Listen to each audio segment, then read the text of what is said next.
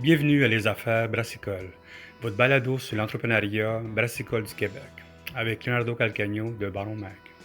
Bonjour tout le monde, ici Leonardo Calcagno des Affaires Brassicole et bienvenue à notre nouvel épisode en présentation avec Inomalt.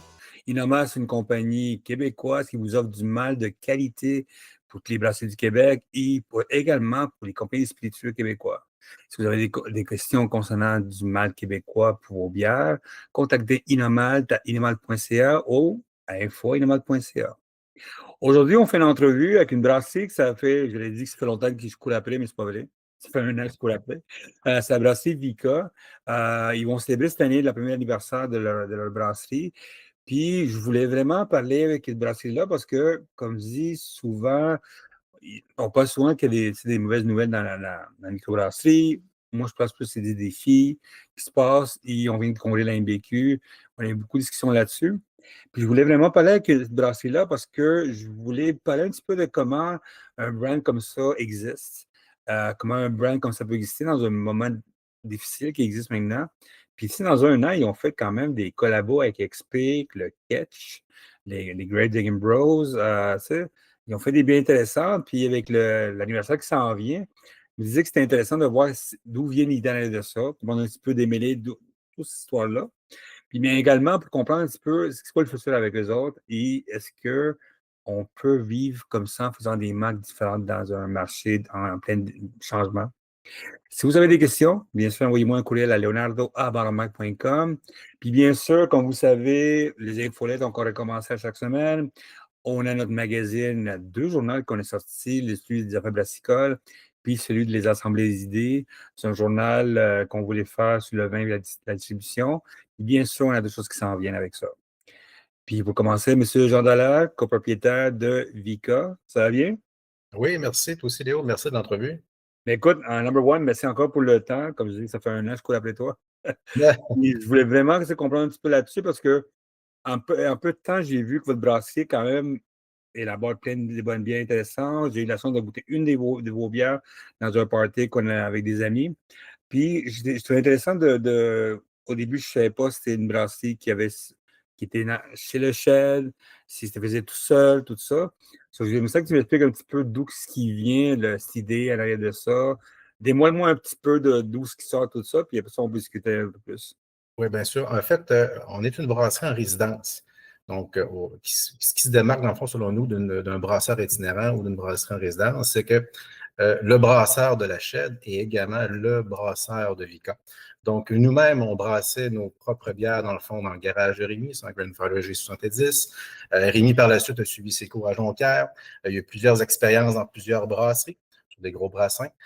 Suite à ça, on a dit, tabarouette, ce serait tellement le fun qu'on puisse, nous, en tant que passionnés, surtout de New England IPA, qu'on puisse produire nos propres bières. Mais bien sûr, le marché est difficile, donc on n'avait pas des milliers de dollars à débourser. Donc, suite à ça, ce qu'on a fait, c'est qu'on s'est dit, bon, on va brasser en résidence avec la chèvre, bien sûr, et on va être capable de plutôt miser sur une image de marque. OK. Donc, on va se dire Brasserie Vika, en fait, qui est une brasserie en résidence, elle misait énormément sur son image de marque et sur son savoir-faire des New England IPA. Mais elle-même, le produit n'appartient pas à la brasserie Vika. Donc, c'est une brasserie qui est un peu fictive parce que nous, dans le fond, on brasse sous le permis de la Shed. Donc, Ouais. tous les produits qui sortent sous le nom de Vika, en fait, appartiennent à la Shed.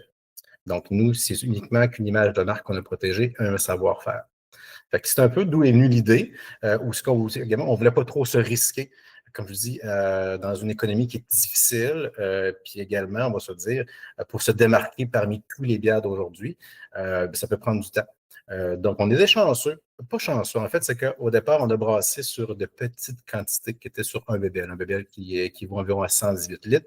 Donc, Rémi, je trouve qu'il a fait vraiment de la belle magie, ce qui veut dire qu'on a vraiment sorti un très, très bon produit. Par la suite, on a un autre défi, qui est arrivé quelques mois plus tard, c'est d'augmenter les volumes, donc de monter dans une première étape à du 7 BBL et par le suite 10 BBL. C'est sûr qu'on avait un peu moins d'expérience, donc c'était un peu plus difficile pour nous d'atteindre la qualité du produit qu'on avait sur un petit kit. Et de plus en plus que les temps avancent, plus qu'on se dirige vers réellement la nature du produit qu'on veut avoir. Puis la clé du succès, je trouve, surtout, c'est de bien s'entourer. nous qui étions tout nouveaux dans le domaine. C'est sûr que au niveau de la qualité des brasses, c'est sûr qu'on va dire The Grave Digging Road, Louis et Dan nous ont beaucoup aidé. Aussi, Guillaume Savard du Catch, Jeff de XP qui a été dans le fond, comment je peux dire ça, un mentor depuis le début. Parce qu'avant même que Vika existe, j'étais avec Jeff lorsque Jeff était avec XP Brasseur itinérant. Puis je l'ai aidé à créer des collaborations. Donc, c'est là est venu également ma passion, donc on est parti. Fait que c'est sûr que c'est pas toujours évident lorsqu'on n'est pas bien entouré. D'un autre côté, au niveau de la distribution, qui est plus dans mon rôle, fait qu'il faut oublier que moi, je ne suis pas brasseur, donc c'est Rémi Malone qui est brasseur. Moi, je suis responsable du marketing de la distribution. Donc, j'ai beaucoup d'aide également de Martin Lessard, Troudiable, Marc-Antoine, Noctem, qui est selon moi une super de belle référence également avec tout ce qu'il a fait dernièrement. Fait que, encore, je me répète, la clé du succès, c'est de bien s'entourer, surtout pour nous, une jeune brasserie qui ne s'y connaît pas. Puis, je trouve aussi que ce qui nous a aidé à se démarquer, c'est qu'on a mis gros paquet sur l'image de marque. On va se dire, là, pour se démarquer, il faut qu'on ait une belle image, il faut que les gens s'identifient, non seulement, dans le fond, à un contenu, mais également à un contenant. Je trouve que c'est beaucoup plus facile pour nous pour se démarquer dans ce temps-là. C'est un peu ça, je te dirais un peu l'intro de Vika, là, puis ce qui se passe depuis la première année. Mais c'est sûr que c'est très difficile. On ne s'entendait pas que ça soit aussi difficile que ça. C'est pas que du plaisir. C'est beaucoup d'ouvrages, beaucoup, beaucoup d'ouvrages. Mais on relève le défi. Mais comme je vous le dis, une chance qu'on est bien entouré. Bien, ça va, côté entourage, c'est vraiment bon. Vous avez vraiment du monde dans l'aide de ça, vous avez acquis. Mais c'est une belle communauté. Hein. Ah, mais en plus, parce que la face, c'est que souvent, avec les défis qui existent maintenant, j'ai beaucoup de fournisseurs qui me disent que la communauté se détériore un peu de plus en plus avec les défis. Tout le monde bataille avec ses marchés, tout le monde est en train de travailler, essaie de chercher le marché différemment. Ça, je suis content qu'il y ait ça. Pourquoi Vika? Vika, Viken, c'est l'ancien territoire, dans le fond, des Vikings. Donc, c'est la raison pour laquelle on l'a appelé ainsi. Puis pourquoi l'élément vivant qui est l'œil? Vous avez remarqué que sur toutes nos canettes, on retrouve l'œil qui est l'élément vivant. En fait, c'est Odin qui a sacrifié son œil pour la connaissance divine. C'est aussi simple que ça. Donc, si vous allez sur notre site web à www.brasserievica.com, vous pouvez cliquer sur le compte et on a tout raconté une belle histoire qu'il y a derrière ça aussi, avec des super de belles illustrations funky. Ah non, mais le côté image, il faut avouer que vous avez vraiment travaillé fort là-dessus. C'est quoi les plus gros défis que vous avez vus maintenant comme marché maintenant? Parce que c'est sûr, vous me dites au début que vous avez vu que vous avez commencé à grossir tranquillement, vous avez mis en place des quantités de bière comme ça. En étant une marque de maison ou whatever, c'est sûr que c'est plus facile à développer comme marché. Il y a moins de coûts de scénario d'acheter de l'équipement, tout ça. Ouais. C'est quoi les premiers défis que vous avez vus, tu sais? Parce qu'il y a une tentation de grossir vraiment vite, number one, de beaucoup de brasseries quand ça va bien, tu sais. C'est quoi, depuis un an, c'est quoi les plus gros défis que vous avez eu à mettre en place, la distribution, les ventes et tout ça? Ben, en fait, c'est que, pour être honnête avec vous, donc je ne vis pas que de Vika. Donc, j'ai un emploi du temps à 40 heures semaine. Ça, c'est un défi. Notre brasseur également, donc, travaille à temps partiel. Il travaille également pour la Chette et pour Vika. Donc, le plus gros défi, ce qui nous a empêché de nous développer autant qu'on aurait pu le faire, c'est d'avoir un autre emploi. Mais en même temps, on ne peut pas survivre, ce n'est pas le cas. Il faut oublier une chose, c'est une passion à la base. Là, notre prochain défi, c'est d'avoir plus de temps. C'est se donner plus de temps pour, de mon côté, développer mon marché. Puis également d'augmenter les volumes. Parce qu'on va se dire, il faut faire du volume pour faire du profit. C'est un peu les prochains défis. C'est sûr que pour développer un marché, il faut se représenter. Il faut donner du temps. Il faut être partout. Il faut revenir. Il faut donner de la fréquence également. Donner beaucoup d'amour à nos clients. C'est super important. C'est dans nos prochains défis à venir également pour mieux se développer. Prochain défi aussi à venir également, on débute l'exportation en Europe aussi, donc avec Internet. Okay. On n'a même pas un an, puis déjà, on est considéré comme une bonne Union Olympia, en tout cas, à le prouver sur le marché européen. Donc, on fait notre prochain dépôt le 3 décembre bientôt. Puis pour une livraison d'ici janvier dans l'Europe. Fait que j'ai hâte de voir comment que les gens vont nous percevoir. C'est un peu ça. Mais quand je vous dis, c'est donner du temps. C'est la clé du succès. C'est d'être présent. Mais pourquoi le marché européen? C'est que le marché québécois de niche que vous avez, c'est un marché vraiment intéressant. Il y a beaucoup de monde qui achète des canettes de niche des petits brassiers comme vous autres sont prêts à payer un premium, tout ça. Pourquoi vous allez à l'Europe tout de suite quand vous pouvez commencer à conquérir le marché québécois encore? Bien, en fait, c'est une autre alternative, tout simplement. Puis Okay. c'est autant profitable. Puis en plus, au lieu de distribuer, on dépose tout à un même endroit. Donc, c'est beaucoup plus profitable pour nous, pour l'instant, je vous dirais, de développer un marché européen. T'sais. Puis une chose, c'est que là, on a toutes nos preuves à faire. Si on se plante, ben, ils ne recommanderont plus. Fait qu'il fallait s'assurer de la qualité de nos produits avant même de développer un marché. C'était le même principe quand j'avais développé le marché de Québec, c'était bien, mais une fois que je suis arrivé pour développer le marché de Montréal, comme je vous disais, on a de la difficulté au niveau de la qualité de notre produit au début, d'atteindre la qualité qu'on voulait avoir. Je devais m'assurer d'avoir, dans le fond, des produits qui étaient à la hauteur de nos attentes. Donc, j'ai dû attendre d'avoir 2 produits qui, selon nous, nous démarquaient avant de débuter à développer le marché de Montréal. Parce qu'on va se dire, des gros noms. Oui. On va se le dire, c'est Broski, Messerem, Bas-Canada. J'en manque d'autres également, mais tu sais, as des gros noms, des gens ont beaucoup d'attentes. Fait qu'on on a eu certaines critiques également à travers ça, puis c'est des critiques constructives qu'on dit, puis on s'améliore. Donc, avant de développer un marché, nous assurer que notre produit va être aimé par les clients à la juste hauteur. C'est sûr, écoute, comme je dis, aller tout ça au marché européen, c'est vraiment un gâteau au bout. Est-ce que vous avez un marché plus hollandais, danois ou C'est Interbir sont présentement aux Pays-Bas. Là. Donc, c'est ça. C'est même à la base, l'Union européenne fait en sorte qu'ils peuvent distribuer un peu partout. Fait que c'est eux ils viennent un peu nos représentants, là, nos yeux sur place. Excellent. Vous avez 1, 2, 3, 4, 5, 6, 7, 8, 9, 10. So, vous avez 8 bières déjà, 8 SKU déjà en arrière de ça. Comment on développe une bière? Tu sais, je sais, number one, vous n'avez pas beaucoup de temps. Il y a un problème de temps, ça. Mais comment vous développer des bières? La beauté, vous avez le temps de développer des bières, pas en ayant avec la machinerie, tout ça. Mais comment on développe des bières dans un marché comme qui est c'est un défi à l'arrière de ça. Tu sais. Vous bataillez, comme tu dis, avec Messorem, vous bataillez avec Nano Cinco, vous êtes dans des combats comme ça de tablettes, tout ça. Comment on fait pour développer des bières à l'arrière de ça? Est-ce que le fait d'avoir le temps de développer des bières, vous pouvez mettre une stratégie de mise en marché différemment que différentes bières? Pour développer une bière, il faut commencer par prendre une bonne gorgée. Toujours. Hein? Et je vous dirais, c'est d'ouvrir l'esprit. Les collaborations sont là pour s'améliorer.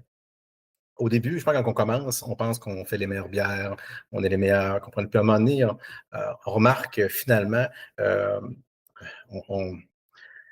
y a beaucoup d'obstacles qui sont devant nous, qu'on n'a pas vu venir.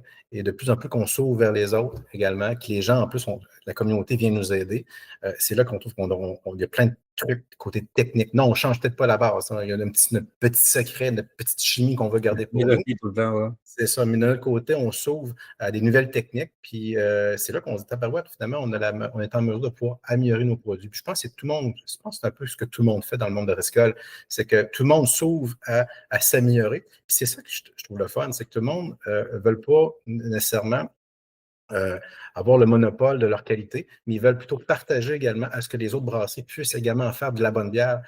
Parce que je pense qu'on peut vraiment attirer un créneau. Fait que si tout le monde fait de la bonne bière, mais on devient une référence. C'est ça qui est intéressant.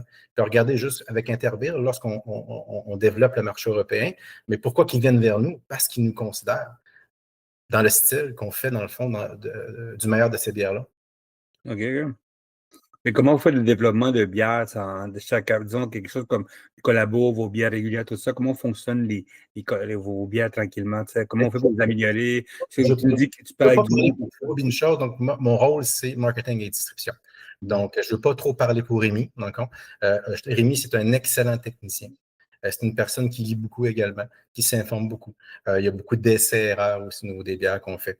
Il ne faut pas oublier une chose, on vous a mentionné qu'au début, quand on a commencé sur un petit kit, sur un BBL, un 118 litres. Donc, pour faire notre recherche et développement, on a notre petit kit qui nous permet, dans le fond, d'expérimenter. Puis si on fait des erreurs, c'est beaucoup moins grave. On en produit beaucoup moins. Fait que, sûr et certain que la période qui est à venir, qui est janvier, février, mars et même avril, là, qui va être un peu plus tranquille pour nous, c'est sûr qu'on va s'attendre à ce qu'on fasse beaucoup plus de développement et de recherche au-delà aussi des collaborations qui vont venir. Vous, comme gars de marketing, est-ce que vous voyez, quelle pression vous voyez dans le marché, vous autres, les responsables du marketing, de la vente, tout ça? Quelle sorte de pression tu fais dans le marché quand tu t'en vas au début? C'est qu'au début, tu avais tes nouvelles bières, tu allais dans les dépanneurs, détaillants spécialisés, tu faisais goûter à ta bière, tout ça. Mais après un an de recherche, puis de frapper les pods, d'ouvrir des portes, tout ça, c'est quoi les plus gros défis que tu as comme vendeur et gars de marketing? Euh, le prix de notre bière. Ah oui? OK. Ouais, je trouve que tu sais, on met quand même beaucoup de doublons, nos coûts sont quand même présents. Donc, Ouais. on a quand même une bière qui est dispendieuse au même prix que les grands joueurs. Puis c'est ça que je trouve difficile de se démarquer quand on est une brasserie qui n'est pas connue, se démarquer au même prix que les autres. Fait que c'est un peu difficile. Fait que c'est sûr que plus qu'on va se faire connaître, plus qu'on va se faire apprécier, ça va être plus facile. Mais je te dis que c'est un obstacle, un défi qu'on a pour l'instant. Oui, puis en plus, tu vois que les prix montent et descendent. Les prix sont en train de monter, pas descendre, excuse. C'est Mais ça. c'est en train de monter, que ce soit la canette ou le houblon, tout ça. Puis comment vous gardez les prix en arrière de ça? Parce que comme tu n'as pas le volume qui va avec ça, C'est ta, ça. ta bière, c'est un premium quand même, on peut l'appeler comme ça. Ouais. Comment on fait pour balancer le coût, tu sais, le retour Moi, du je pense qu'il faut miser sur les illustrations, sur OK. la beauté des choses. Fait qu'on va vraiment voir au niveau du marketing, on va travailler l'image de marque, puis on va avoir avec du beau stock. On a également une boutique en ligne qui va rentrer en compte d'ici ce jeudi. Ça va être annoncé bientôt. Nice. Donc, on va voir du beau merch. On va avoir des belles illustrations sur nos canettes à venir. On va également créer des événements pour rassembler les gens. Puis, comme je vous dis, les collaborations, c'est super important pour nous. Ah ouais, écoute, celle de tu sais, j'ai eu la chance de passer samedi passé avec la Ketch, j'étais avec lui à Memento, on était là-bas, on était une bonne bière avec eux autres, pour le 3e anniversaire, ça c'était intéressant de parler avec eux autres. Vous autres, c'est quoi l'importance à vous autres? C'est sûr que tu n'es pas le gars qui est responsable du brassage, l'importance d'avoir du produit locaux. C'est quelque chose qui vous intéresse beaucoup, vous autres, de travailler avec qu'est-ce qui est le plus local possible? Oui, c'est la raison pour laquelle on a décidé de poser notre première collaboration avec EXP. OK. Mais au-delà du côté local, pour nous, il y a le côté fraternité aussi. Donc, il y a deux choses, local et fraternité. Donc, des gens qui nous ont encouragés depuis le début, ils vont avoir toute notre attention. En même temps, au niveau des traits de personnalité, des gens auxquels on a plus d'affinité que d'autres, c'est important. Puis je pense qu'à l'AMDQ, c'est une belle possibilité de rencontrer des gens aussi pour voir ce monde-là. Mais je dirais juste que oui, j'encourage le local, puis c'est super important. Mais en même temps, ne pas négliger aussi la qualité des produits. Puis quand on parle de local, quand vous parlez de local, on parle de Québec-Québec, Montréal-Montréal, Gatineau-Gatineau. Je pense que le local également, c'est pas mal le Québec, selon moi, qui est le local. Fait que moi, c'est ma vision de voir les choses. Moi, c'est le côté international qui me fascine déjà d'aller là-bas. C'est que j'en parle avec du monde, ça prend tout le temps 2, 3 ans, 4 ans. Il a fait ça, mais de faire ça, je pense que c'est le côté que vous avez été, vous êtes une marque de commerce, ça aide beaucoup à pouvoir Exact. développer ça. Qu'est-ce que vous attendez, vous autres? Est-ce que vous êtes en keg ou uniquement en canette? En fait, on fait les deux. C'est du keg one way qu'on appelle, puis ils Oh, préfèrent davantage des 20 litres. Donc, c'est des kegs en plastique oh. noir et tout. On a notre première expérience là, on a vécu notre première expérience dernièrement. Puis c'est de la canette également. Donc, ils commandent autant de la canette en caisse de 24 que des kegs one way privilégiés en 20 litres. Excellent. Vous avez déjà est-ce que vous allez aller en Europe voir les festivals? Est-ce que vous allez faire des En petites fait, placements? on a toutes nos preuves à faire. En fait, on expédie notre première commande. Ah, On a hâte de voir comment que les gens vont percevoir notre bière, vont l'apprécier. Puis par la suite, c'est là qu'on va voir si les gens vont vouloir en commander davantage. Fait que nous, on a le premier step, on a le premier pas. Là.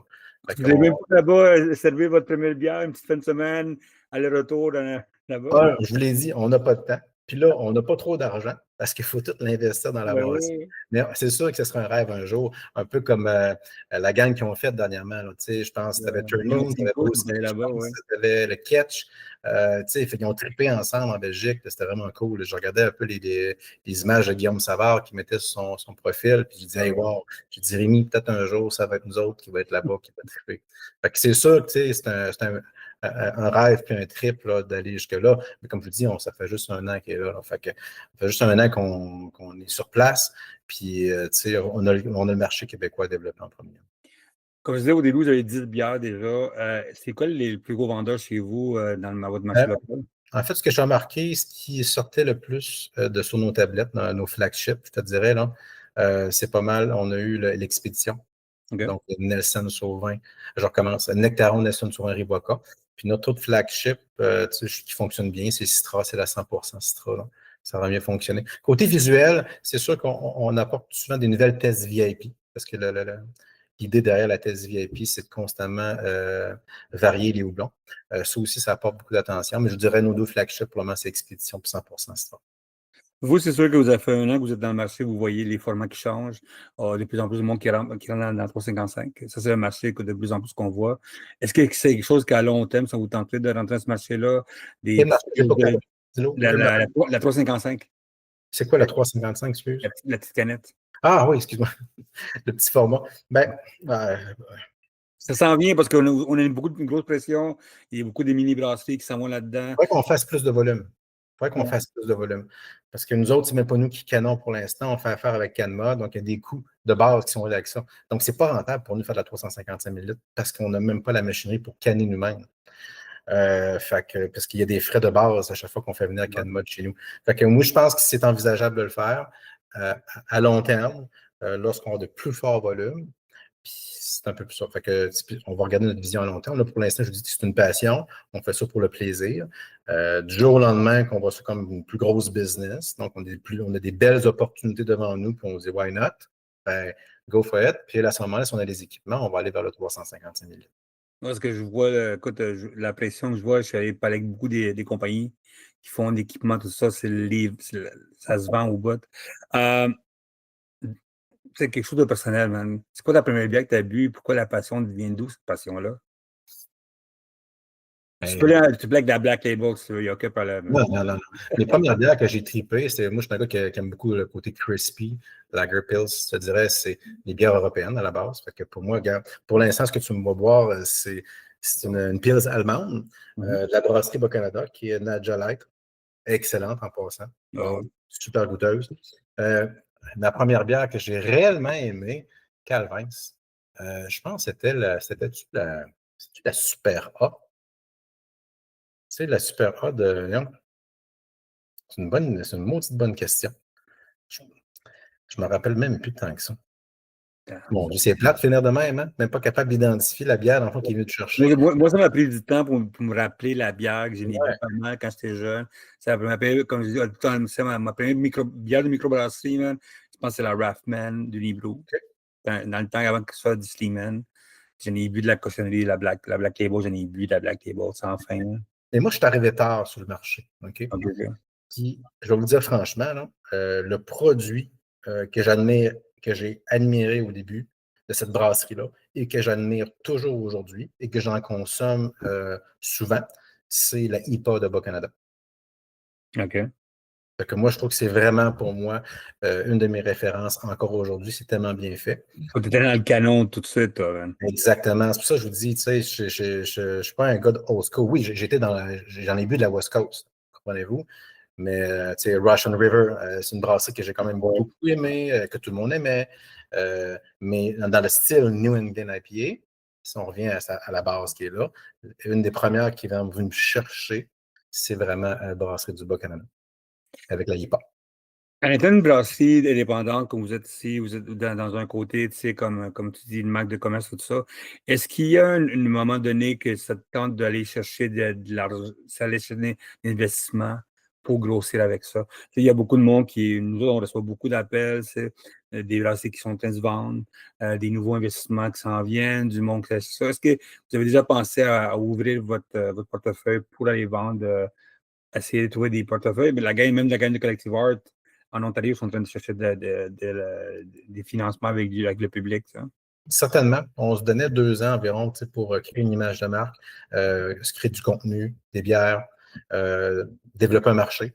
Parce que je trouve que ça vaut la peine de développer son image de marque, développer son marché pour donner une valeur. Il faut créer une valeur. Du jour au lendemain, si tu vends une entreprise qui n'a pas nécessairement de valeur, mais je trouve que ça ne vaut pas nécessairement la peine. Donc, si on se laisse quelques années, on crée une valeur à cette entreprise-là, ça va être peut-être beaucoup plus viable pour nous d'aller chez les investisseurs. Donc, on a toutes nos preuves à faire. Le 6, je pense 6 décembre, c'est votre fête d'anniversaire? Oui, 6 décembre, donc ça va être vraiment le fun. La microbrasserie La Chède, on va avoir 6 lignes de fûts qui vont être présentes. La canette en exclusivité, bien sûr. Du merch sur place, surtout du bon monde. C'est ça, on va triper là, vraiment. On va travailler le matin. Ouais. Et pendant, on va triper avec eux. Euh, pour ceux qui les messaient se lancer comme toi dans la petite passion de se lancer dans la microbrasserie, dans un peu ce que tu viens de faire, toi, c'est quoi tes conseils que tu pourrais donner aux gens? Qu'est-ce qui t'a appris plutôt, tu sais, Je vais me répéter, de bien s'entourer. Moi, je connaissais zéro là-dedans, zéro d'une barre, là. Puis s'entourer de bonnes personnes, puis malgré les moments difficiles, c'est toujours de focusser sur la fin, sur l'idée que tu as en tête. Parce qu'avec les obstacles que tu as, des fois, tu as envie de tout lâcher. non, c'est Mais sûr. non, mais lâchez pas prise, focussez, focussez. Puis entourez-vous bien. Puis si vous êtes mal entouré, mais next, changez. Jean Mettons, Dallaire, c'était des bons conseils, merci beaucoup. Écoute, Jean Dallaire, félicitations encore. J'avais vraiment hâte de te parler parce que je voulais vraiment parler avec une compagnie. Des, un an, c'est tout intéressant. Il y a plein d'affaires qui s'en viennent. J'ai hâte de voir ça. Number one, félicitations à toi et ton équipe d'avoir passé après un an de défi. Puis bien sûr, à tout le monde, si vous pouvez aller à l'événement. Puis bien sûr, aller acheter vos bières. Puis bien hâte de voir vos t-shirts, tout ça. Je pense que ça va ouais, être ouais. intéressant Mais là, aussi. en même temps, c'est pas nos t-shirts, mais je veux quand même dire, regardez, j'ai un beau petit t-shirt de Grave Digging Bro. Fait que c'est mes bros. Fait que beaucoup de respect pour eux autres. Fait que j'essaie. Ils viennent d'où? Ils sont à Québec, eux autres, passés, ou ils sont Non, à c'est côté de chez Montréal. nous? Montréal. Ben, tu sais, de Valleyfield. En fait, comment je peux dire ça? Côte-au-Lac, pour ce qui est de OK. Louis. À côté de Euh, là, quoi. je pense que Dan n'est pas trop loin non plus. Enfin, je ne veux pas le dire trop parce que ça a mal fini, mais c'est des anciens de Wood Brothers. C'est des Ouais. anciens brasseurs de Brothers, pardon. Puis après ça, ils ont brassé pour la brosse. Puis par la suite, ben, c'est comme un peu des brasseurs itinérants pour l'instant. Donc, ils aident la communauté brassicole. Fait que ça restait des frères. Puis c'est la raison pour laquelle ils ont collaboré dès l'ouverture avec nous. Puis ils collaborent également pour notre premier anniversaire. Puis ils vont collaborer chaque année avec nous. Mais tu sais, en plus, j'entends beaucoup parler de monde qui s'en vient dans l'itinérant. Tu sais, encore comme les brasseurs itinérants, ça s'en vient de plus en plus.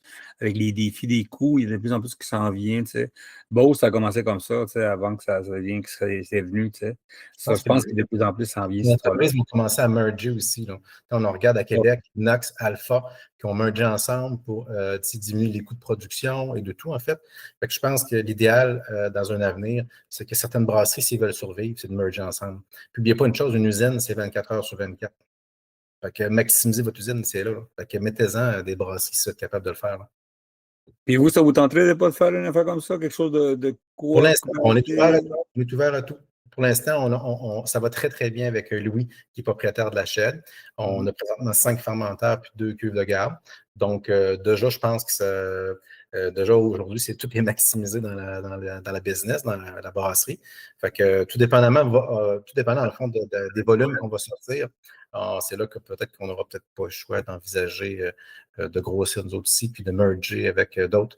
Mais pour l'instant, on a toujours du respect et de la reconnaissance pour la Shed qui nous a aidés à nous lancer dans ce beau projet-là. Fait que OK. pour l'instant, fait que pour ça, pour l'instant, on ne veut pas trop s'avancer pour l'ailleurs parce qu'on est très bien où ce qu'on est. En même temps, vous êtes de Nakona, vous êtes à 5 minutes de marche en roulant à côté de notre brasserie. Comment ça? Il n'y a pas de collabo ensemble? Bien, à la base, n'oubliez pas une chose, c'est que c'était on parle de fraternité.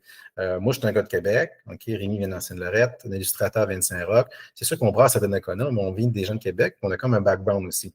Donc, je dis, ce qui était le plus important pour nous, c'était de collaborer dans un premier lieu avec les gens avec qui qu'on est depuis le début, puis qu'on chill, puis qu'on sent bien. Fait que je pense qu'avec les brasseries qui sont autour, mais il va falloir qu'on se rassemble, qu'on jase un peu plus, qu'on prenne plus de temps ensemble. C'est un peu ça. Ce qui manque, dans le fond, c'est l'accessibilité. Il y a peut-être un peu trop de distance. Il n'y a peut-être pas de distance entre les deux brasseries. Mais entre les personnes dans chacune des brasseries, pour l'instant, il y a de la distance. Oh, ouais, parce que vous êtes à côté, une bière de Nakona Power, mais c'est intéressant, ça, ouais. C'est ça, mais comme je dis, c'est une belle communauté, puis on est prêt à collaborer avec tout le monde. Ben, excellent. Écoute, Jean-Noël, merci encore pour ton temps. Godspeed, encore félicitations pour un an. J'espère que ça va bien aller avec la continuation. Envoie-moi un courriel quand tu envoies ta première batch en Europe, puis voir le résultat dans les leçons, on aimerait beaucoup savoir. Comme dit, on voit beaucoup de monde qui s'en va en Europe avec les bières. On a vu, mais C'est la gang de Messerin, bien sûr, la gang de Nano Cinco, puis tout ce monde-là, ils s'en vont en Europe. J'ai eu la chance de parler avec le Ketch il n'y a pas longtemps de ça. C'est intéressant de savoir comment ça va là-bas, c'est quoi la réponse de la bière québécoise là-bas. Puis je sais qu'en Europe, moi j'ai vécu aux Pays-Bas, je sais qu'il y a du monde qui me boit de la bière, mais je ne connais pas le nouveau marché et comment le monde recherche des nouvelles bières. Ça. Dès que ta boîte à plein de batch, quand tu vas suivre un petit peu avant que ça arrive là-bas, bien sûr. Puis tout ça, mais on aimerait savoir un bon feedback dans l'arrière de ça. Et bien sûr, c'est ta deuxième commande dans l'arrière de ça. Ça va me faire plaisir. J'ose espérer qu'il va en avoir une deuxième. Moi, je suis sûr qu'il va y avoir un deuxième. Mais vous avez travaillé fort, le gars, en ce moment, vous avez bien grossi, des bonnes bières, des bonnes collabos. Je ne vois pas pourquoi pas. Parfait. Merci beaucoup, Léo, pour tes bons mots. Ben, merci beaucoup encore, Jean-Dollar, puis salut à ton maître brasseur. On se verra un de ces jours, c'est sûr. Merci beaucoup. Merci beaucoup. Merci beaucoup à tout le monde d'avoir écouté les affaires brassicoles. Si vous avez le temps, allez à Donnacona, à La Rochelle, pour aller le premier anniversaire de la VICA. Bien sûr, si vous êtes là, buvez de la bière pour moi. Si vous avez des questions, envoyez un courriel à leonardo@banamac.com. Et bien sûr, ce podcast est commandité par Inomalt. Inomalt, c'est du malt du Québec pour les brasseurs d'ici. Puis bien sûr, aussi les distillateurs. Si vous avez des questions, inomalt.ca ou info@inomalt.ca. Rappelez-vous que le journal est sorti. Achetez-les maintenant. Vous recevrez plein de cadeaux comme toujours. Puis si vous avez des questions, abonnez-vous à notre infolette. Puis moi, je suis toujours là sur Instagram, LinkedIn, partout en train de répondre à vos questions. Merci beaucoup et à la prochaine.